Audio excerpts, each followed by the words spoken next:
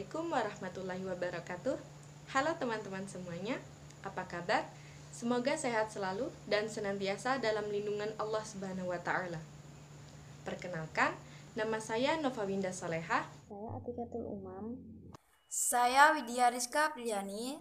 Kami dari kelompok 4, kelas A, Pendidikan Islam Anak Usia Dini, semester 3. Pada video kali ini, kami akan mempresentasikan makalah yang telah kami susun mengenai ruang lingkup dan pokok-pokok pengembangan nilai-nilai keagamaan anak usia dini.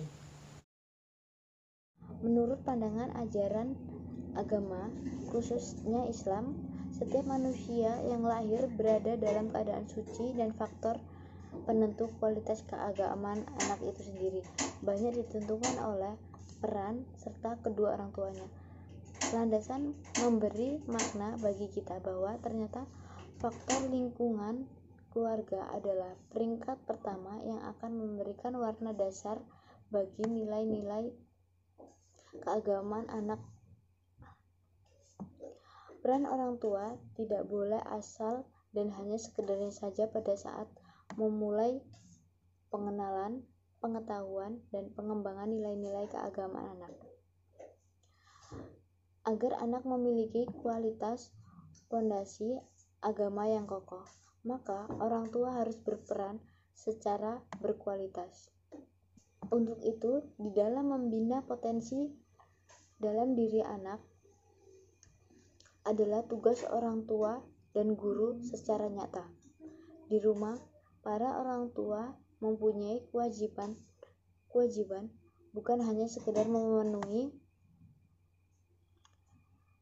kebutuhan jasmani belaka, akan tetapi para orang tua dituntut untuk mendidik dan membimbing anak dengan nilai-nilai keagamaan yang harus dipraktekkan dalam rutinitas kehidupan sehari-hari. Sifat-sifat pemahaman anak usia dini pada nilai-nilai keagamaan yang harus dipahami oleh guru dan orang tua. Yang pertama yaitu unreflektif. Menurut Eckhart, unreflektif dimaknai sebagai tidak mendalam, tidak atau kurang dapat memikirkan secara mendalam, atau anak tidak dapat merenungkannya. Artinya, salah satu sifat anak akan memahami pengetahuan yang berkaitan dengan abstrak, seperti pengetahuan ajaran agama, tidak merupakan hal yang harus dipedulikan secara serius. Yang kedua yaitu egosentris. Sifat yang kedua ini memiliki makna bahwa anak sesuai perkembangan kejiwaannya lebih mementingkan kemampuan dirinya sendiri dalam segala hal. Demikian pun dengan sifat anak pada saat mempelajari nilai-nilai agama dan yang dipelajarinya, akan sering ditemukan anak terkadang belum mampu bertindak konsisten. Terkadang suatu ketika anak terlihat sangat rajin mengerjakan ritual keagamaan seperti membaca Al-Quran dan sholat.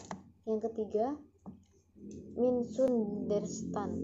Hal ini dilandaskan dengan belum sempurnanya komponen psikologis dan fisiologis anak didik. Beberapa ilustrasi misunderstand: ketika anak mendengar bahwa Allah itu maha besar, maka akan muncul pemahaman keliru dari anak yang membayangkan bahwa Tuhan itu seperti raksasa. Ketika anak mendapatkan penjelasan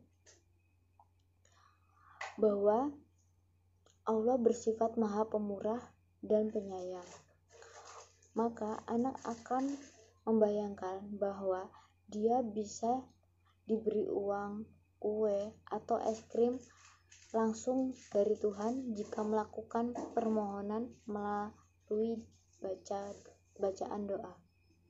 Keempat yaitu verbalis dan ritualis, seperti yang diungkapkan oleh Elizabeth bahwa setiap anak belajar berbicara, mereka berbicara hampir tidak putus-putus. Keterampilan baru yang ia peroleh menimbulkan rasa penting bagi mereka, walaupun anak lebih menyukai berbicara dengan orang lain.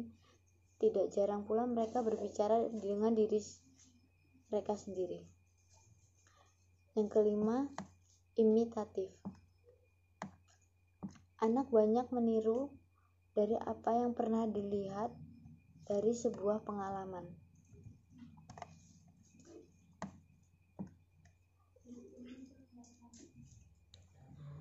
Hal ini masih dilandasi dengan terbatasnya kemampuan anak dalam mengungkapkan kata-kata keberanian, bertanya, dan mengeluarkan gagasan, sehingga lebih banyak meniru dari orang lain di sekitarnya.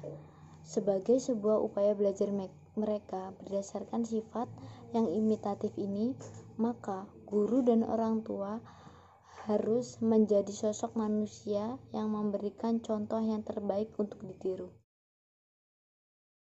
Bila dilihat dari pendidikannya, maka anak PAUD perlu mendapat muatan materi pembelajaran yang bersifat aplikatif, enjoyable, dan mudah ditiru.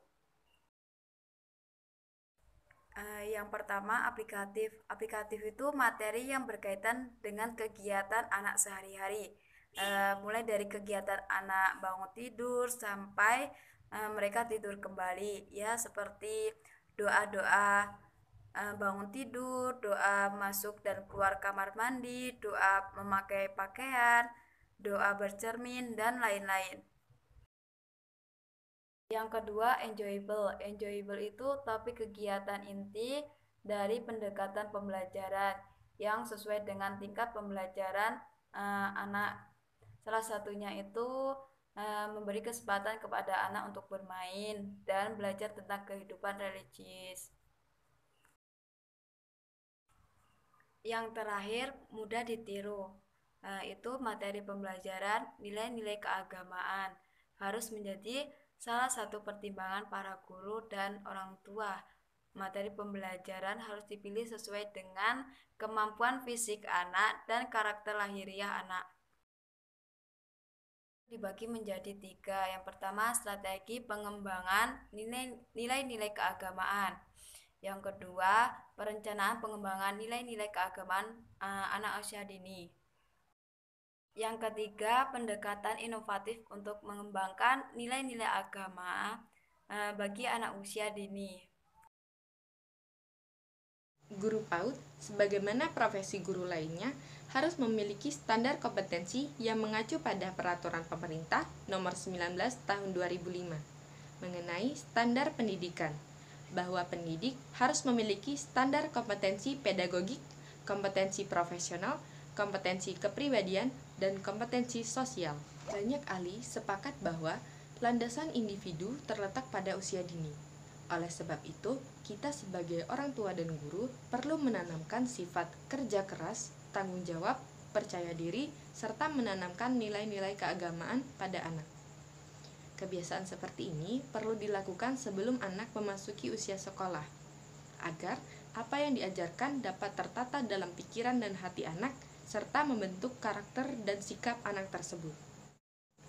Sikap dan karakter seseorang dapat berubah pada kehidupan selanjutnya. Namun, apa yang telah diajarkan pada usia dini akan menjadi kontributor penting pada perasaan, perilaku, dan pemikiran seseorang tersebut. Keberhasilan pembentukan karakter anak usia dini perlu didukung oleh unsur keteladanan atau contoh yang baik dari orang tua dan guru.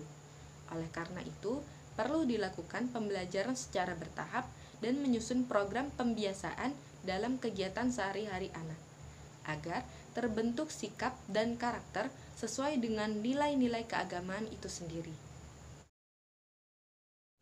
Sekian presentasi dari kelompok kami. Apabila terdapat kesalahan serta kekurangan, kami mohon maaf. Kepada Allah kami mohon ampun. Jazakumullah khairan katsir. Billahi fisabilil haq fastabiqul khairat.